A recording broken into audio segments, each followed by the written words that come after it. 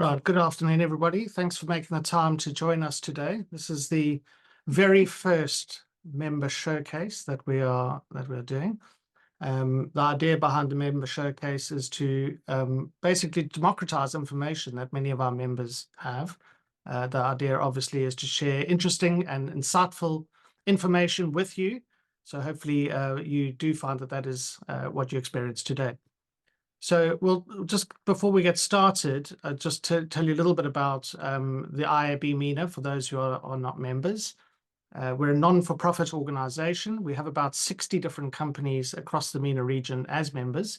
And this includes agencies, publishers, tech platforms, measurement companies, advertisers, basically anyone who has an interest in helping to see the growth and development of the MENA digital advertising ecosystem. So the idea behind these particular member showcases is, as I said, to allow our members to share information that they maybe have that could be useful for the remainder of the industry.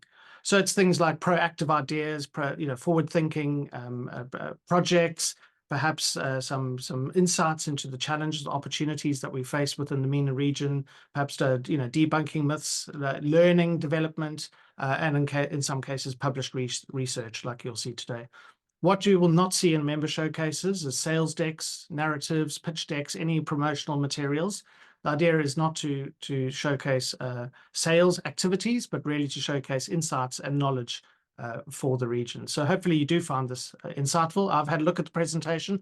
I'm really excited to see it today. I think there's some fantastic insights that you will be able to enjoy. The idea is to have these sessions on at least a monthly basis, and in some cases two a month. So we've got a rough idea of what the schedule looks like for at least some of the rest of the year, and we'll develop these as we go. Any member of the IAB, any of those 60 companies is eligible to present. But the idea being that, as I said, we present future-facing ideas, and we make sure that we cover a wide range of interesting topics for the region. So that can be anything from, for example, media essentials. So Aleph has done a lot of research into the basics, consumption of media across the MENA market, covering some of the markets where perhaps there's less information usually. So you should find that really interesting in June. mFilter are going to share some insights and case studies on work that they've done around e-commerce optimization, and hopefully that should take place in June as well. Digital Tree also coming forward to share some how to basically use CRM strategies and sales strategies to craft winning campaigns. Group M will be talking to us next month about how do you make data presentations more engaging and more interesting. How do you leverage data to engage audiences and to develop, and so on and so forth. So there will be more sessions as we go through the year. They do change, so do keep an eye open for that. If you do need to register, or you wish to register, you can do so using the QR code there. And obviously you can do so via our website as well. All the presentations will be filmed, recorded, and it will be available on our YouTube channel after the sessions as well, so that you'll be able to distribute that to interested groups within your agencies or clients or partners, whatever it might be. So with that, I'd like to stop talking about the IAB for a second and thank Havas Media in Middle East for stepping forward to do this very first member showcase. So thank you very much, Havas, for doing that, and introduce you to Sarah, who will be leading through the conversation for the next sort of 40 minutes or thereabouts. If you do have questions, please either put them in the chat or leave them to the end so that we can get through all the content and let everyone have an opportunity to learn in this session. So Sarah, over to you. Thank you very much for your time, and you're up. Thank you so much, Ian, for leading this initiative through IAB, and thank you everyone on the call for attending. So just a quick introduction for those who don't know me. My name is Sarah Al-Khouri, and I'm a Senior Data Analytics Manager at Havas Middle East. So essentially, I work under the strategy team across what we call the village, so across our three verticals, creative, media, and PR. And to sum it up in a short way, I basically lead on everything insights. Now, that being said, we're very excited to have you here today and to present one of our favorite research reports, which is about the changing values of Gen Z in the Middle East. Now, we decided to open up this first member showcase with IAB with a consumer trends report. And this is because for us at Havas, one notion that we believe guides everything that we do in advertising is the notion of meaningful brands. And in fact, through a global research which we conduct on a yearly basis and which includes the Middle East, one really big insight which strikes through is that consumers see less and less value from the brands around them. And that actually people would not care if as much as 75% of brands disappear today, a number which has been going up every single year. And for us, what we want to land on today is that the brands that actually succeed are the ones that play a true and meaningful role in consumers' lives. Now, of course, we know that having a true brand purpose is key in developing connections with consumers. But we also know that it's very tricky to get right. And so for us, the first step in becoming more meaningful is actually digging deeper into what matters to our audiences. And this has become increasingly important with the modern Middle East consumer going through a pivotal shift. Modern Middle East consumer, or as we prefer to call it, Middle East prosumer. So before jumping into the result of our research, I first wanted to define this term prosumer. And in a nutshell, a prosumer for us is someone who is a risk taker, someone who is an early adopter, who wants to try new things first, who is always on top of the latest trends, and who is digital and social led. So these are the kind of statements that were used to define prosumers versus other respondents in our methodology. And as we can see in the graph, basically, what prosumers are doing today, your mainstream consumer will be doing 6 to 18 months from now, followed by the laggards. So throughout this presentation, we will mostly be focusing on prosumers versus non-prosumers to really get a sense or a flair on what to expect and where the direction of consumer trends is heading. Now, regarding the scope of this research, it encompasses more than 1,000 respondents in both UAE and KSA. So these are the two countries which we will be focusing on in this report, amongst which 68% of prosumers identified fall within the younger age brackets. So speaking about age, we know that 20s and 30s are crucial. You know, a lot of important things happen in those years, including big milestones like graduations, proms, first jobs, etc. But unfortunately, in the last years, some of these things were definitely disrupted and put on hold with the pandemic. And I know what some of you are thinking. Why are we discussing this today, though COVID is over, though restrictions are lifted, and though life is back to normal? But we believe actually that what happened in the last years didn't go unnoticed, and that the impact on consumer behaviors and purchasing habits is still something that we will feel in the future. Because in these couple of years, youth was definitely interrupted in a way. And while of course COVID played a major role in this interruption, this is also amplified by the fact that the situation in the Middle East can also be very turbulent, and that the youth in our markets have continuously been going through a lot of economic and political instability, which also adds another layer. So why do we care? Well, we care because the upcoming years will definitely be defined by the need for brands to adjust to the changing expectations of consumers in the region and to adapt to the macro cultural trends which are shaping these expectations. So without further ado, we're now going to jump into the three consumer themes which emerged from this research: activism, identity, and liberation. Starting off with the first theme, which is all about activism. So from a global perspective, it's undeniable that Gen Z and younger millennials have definitely been one of the most proactive generations when it comes to change. And as I mentioned, given how unsteady the situation in the Middle East can be, this feeling is even more amplified in our markets where consumers have become really tired of uncertainty. But the question here is, how can change be achieved if more than half of prosumers believe that political leaders and structures are disconnected from the aspirations of today's younger generations? So from the findings, it seems like activism is a more popular choice over conventional politics. So if you want to achieve change, it doesn't really have to be through, radical actions like violent protest or clashes with the public or with the police. This generation actually believes that if you want to create change, you can do it through the power of more personal choices on your daily basis. And I think a big example of that here in the region is boycotts, which is most of the time amplified on social. And so it isn't surprising to see that 87% of prosumers in UAE and 83% in KSA agree that even though their generation is less politicized than older generations, it is the most engaged in its own way through mediums like social media. And so, as opposed to committing to a political view, around 75% of prosumers in both markets state that they prefer to be activists for causes that they care about. And this includes leading a fight for a world that is more sustainable, that is more equal, more respectful, and more collective. So if we take a KSA, for example, we've definitely been seeing all of the changes when it comes to women's rights and women empowerment. And with Vision 2030 occurring as well, it's quite interesting to see patriotic here on the chart, scoring quite high for the kingdom at 81%.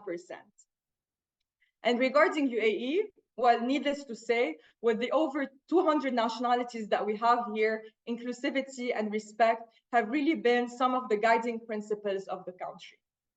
But what I also wanted to highlight here is that all of these topics, they really came to surface because we had a moment to reevaluate. So by stopping for a while and reevaluating our lifestyle choices, our daily decisions, and our priorities, we see ourselves moving from a great pause to a great reset. And undoubtedly, what has been really influencing these changes are the platforms that youth can share their voice on. And this is especially true for Gen Z, who strongly believe in supporting causes on social media than boomers do, with 66% Gen Z versus 49% in UAE and 63% versus 36% in KSA agreeing to that statement. And this is why for us, social media plays a huge role in driving social change and providing a platform for people to express their opinions and for others to empathize. And just to wrap up our first theme, I want to really emphasize again the power of small choices. So like I mentioned before, it doesn't always have to be something radical. And our prosumers today have definitely been showing different forms of activism, whether it's related to sustainability, social equality, or gender equality, but through smaller forms of activities, like, for example, a field trip with your classmate, a beach cleaning initiative, or something as simple as volunteering or charity support. So the overarching sentiment here is that if you really want to make change, you can start with yourself, with small initiatives, and you don't have to necessarily rely on big institutions. Now, moving on to our second theme, identity. And this theme is really about embracing young people's appetite for change, but also understanding how this trickles down to new lifestyle preferences, new norms, and new values which shape their identity. So, of course, we've been talking about all the hardships, all the challenges and uncertainty that this generation is facing. And unsurprisingly, one general agreement that really stood out for us is that most prosumers believe that it's harder to be 20-year-old today than it was 20 years ago. And yet, despite this striking figure, there is also an incredible sense of optimism. And as we know it, youth in the Middle East are incredibly resilient, with approximately 90% of prosumers in both markets saying that going through crises such as COVID actually makes them more inclined to live in the present and, enjoy the moment, enjoy their time, and maybe not plan for the future so much. And in fact, being fed up with all of the sacrifices that they had to make because of the interruption, as much as 87% of prosumers in the UAE and 93% in KSA are eager to make up for lost time and to live life to its fullest. And we can really see this kind of YOLO mindset translate strongly in Saudi, with most of the events back in full swing, from Middle East to Formula One, which is all part of the kingdom's wider cultural shift, as we see Saudis really excited about all of the new experiences and new socialization opportunities which have become available to them, and which makes them seek less and less the need to look elsewhere. But tying it back to important causes, we also saw an interesting paradox between living life to the fullest and having a less consumerist lifestyle. So, as I said before, we had this great pause when people had time to stop, to think, to reevaluate their lifestyle choices. And so, one thing that emerged is becoming more mindful about consumption. And so, as a result of that, we see in our numbers that 86% of consumers in UAE and 79% in KSA say that they want their generation to build a world that is less consumption obsessed. And interestingly, 83% of consumers in both markets agreed that to solve the world problems, they are personally ready to live a more minimalistic lifestyle. But when it comes to actual implementation, it was clear to us that not everyone is ready for a radical lifestyle change. So when it comes to travel, for example, only 34% and 39% of consumers agree that to solve the world's problems, they are personally ready to avoid air travel. When it comes to food, only 37% and 33% are ready to drastically change and become vegetarian, for example. And when it comes to fashion, it's still around 50% of consumers who would be ready to stop buying fast fashion. So to wrap up the second theme, I want to highlight that although we do see a shift in intention, we definitely think that the behavior still needs to catch up, especially with some of the extravagant lifestyles that we see around us in the region. And though we are on the right track, it's still very important for brands to find their place in the middle of this balancing act, while at the same time finding ways and solutions to capitalize positive change. Finally, our last theme, liberation. So one thing that we can establish by now is that the youth is definitely skeptical of the rules established by older generations. So the idea is not to break away completely from what is currently in place, but definitely to move away from outdated systems that no longer serves them. And one of the biggest areas which is getting reshaped with a new perspective is employment. In fact, the pandemic has definitely made consumers rethink their priorities and recognize that a career is maybe less important than they thought it is. Now, don't get me wrong, this doesn't mean that they don't care about work, but they definitely seek a redistribution of time, rejecting long work weeks in favor of hours spent enjoying personal and family time or contributing to meaningful causes. So what does it mean for young people entering the workforce?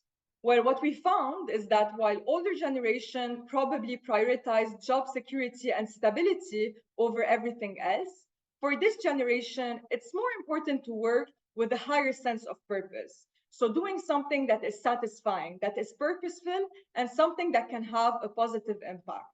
And this is translated in the numbers, where 88% of consumers in the UAE and 78% in KSA agree that this generation is tired of dead-end jobs and crave work that has a real impact. And in order to find that deeper purpose in their work, consumers are more and more inclined to even forego financial gains, with around 40% of them stating that they would rather take a job with a lower wage that gives them more flexibility to balance work-life, as opposed to having a higher paid position that consumes all of their time. And finally, what I want to end this theme on is that these changes of expectation in the workplace are ultimately tied to what the youth also have to offer in return. And while technical expertise is super important, respondents in both UAE and KSA deem the most valuable skills to have in the future to be around creativity and adaptability, which are the top two at more than 60%. And the biggest example that we have of this today is the endless list of digital creators, small businesses, and self-made millionaires on apps like TikTok, which really defy the notion of a 9-to-5 and are all about building something, from scratch through content and creative thinking. But that doesn't mean that big corporates are out of the way. So of course, startups are super popular, especially in the Middle East lately, but 50% of UAE prosumers and 60% of KSA prosumers would still choose to work for a bigger company, as they believe they would be able to work on bigger projects with a bigger impact, which ties in nicely to that notion of purpose, which we've talked about. So now that we've gone through our 3 themes of insights, it's key to understand as a brand, how can you respond to all these shifts in behaviors and attitudes emerging from the new generation of youth, which is, of course, the new generation of consumers. So I'd love to end this presentation with some key learnings and case studies that you can take away and really see how all of these insights come to life through actual client work. So just one thing to note is that unfortunately, for the sake of time, I will only be able to show you the full video for one of them. However, before I do, here are the 4 key lessons that I want to leave you with. Lesson 1 is be bold.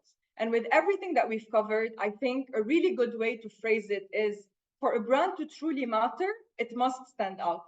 And standing out comes with taking bold actions, because younger generation care less about brands that are not differentiated.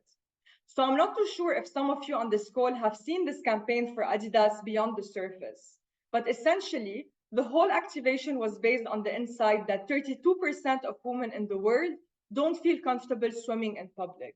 And in the Middle East, that number actually rises to 88%. So with the hopes of encouraging more women to embrace the water, regardless of their shape, ability, or religion, Adidas invited every woman in Dubai to become ambassadors of their new inclusive swimwear collection by diving in the first ever liquid billboard. And what's really special about this campaign is that the structure of this liquid billboard was fitted with special underwater cameras that transformed every woman's experience into personalized Adidas posters, so that women who've only seen athletes or models on billboards now saw themselves celebrated the same way, breaking down personal and societal barriers in a bold way for women to find their confidence in water. So this is why, for me, this campaign really, really stands out here. The second lesson is be creative. And you might be wondering how that ties into the campaign I have here, which is about sustainability. Well, actually, we do recognize that the cause for the environment is becoming one of the most critical ones.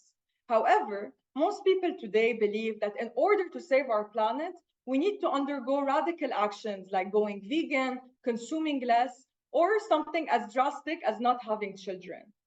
So what I love about this case study is that through creativity, the country's first plantable paper was conceptualized in celebration of UAE's 50th anniversary, with the aim of transforming something as integrated in our lives as a newspaper into a raf tree, which is one of UAE's local emblems. So this is all about supporting important causes which matter to the youth, like sustainability in this case, but doing it in a way that's creative, that speaks to everyone, and most importantly, in a way that is relevant to local culture. So speaking about local culture brings me to lesson 3, which is be authentic.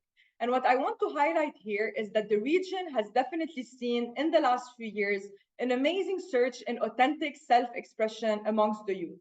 So consumers want to tell and hear true stories. So for brands to enter the narrative, it's critical to tell stories originating from them, their surroundings, and their lifestyle.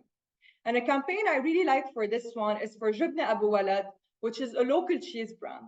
And what's really funny about this campaign is that the whole narrative is centered around a nationwide debate on where the famous Omani sandwich originates from.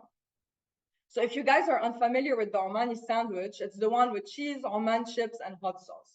And so the campaign goes through different characters from different age group, detailing their own version of how the Omani sandwich was first invented, all with completely different narratives, but only one common truth is that Jubna Abu Walad is the only undisputed original ingredient.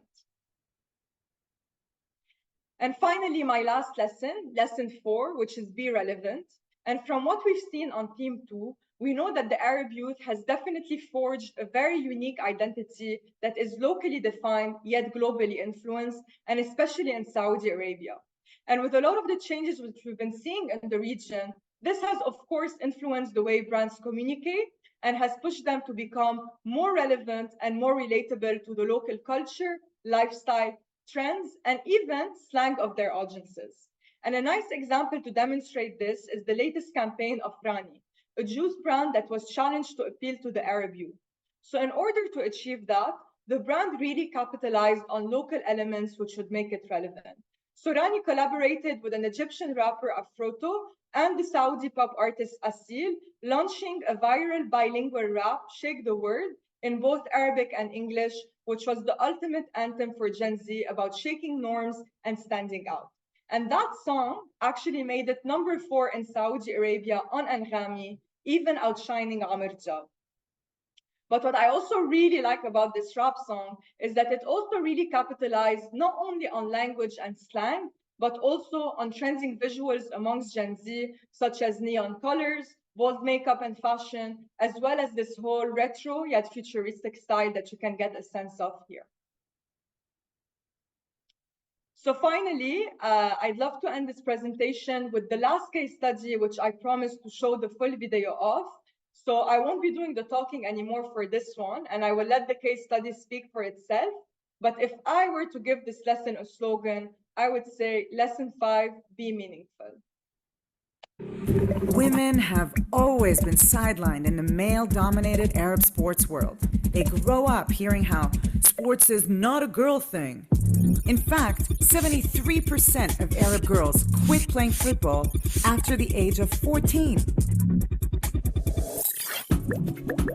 You can't have conversations about sports in Arabic without it being distinctly female. Because in Arabic, words have gender. Shoot is female. Pass is female. Strength is female. Ball? Take a wild guess. It all comes down to the ta marbuta, a letter that's given all Arabic words their female gender for thousands of years. If one letter can make Arabic words female, what happens when we do this? You get the female field, the world's first pitch to have a gender, female. Created in association with Onyx FC, UAE's first and only female-owned and operated football team, turning their pitch from an it to a she. 2 tiny dots leveled the playing field for all Arab women. That's it, 2 tiny dots. Simple enough for anyone to create anywhere. And so they did.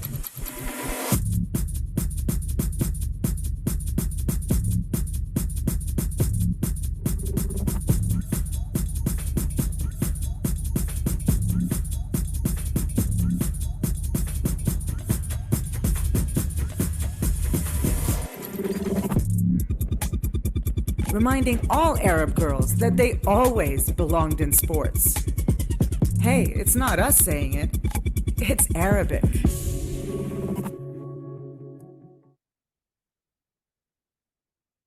Cool. So that was the end of our presentation. I think it was good on time. Didn't do too bad. But I haven't seen the chat, and if anyone has any questions, I think since we have time, the floor is open. I'd love to discuss any questions that you had on the presentation. Thank you very much, Sarah, for that presentation. It was fantastic, actually. And thanks very much to Havas for putting their hand up to take lead on this very first member showcase.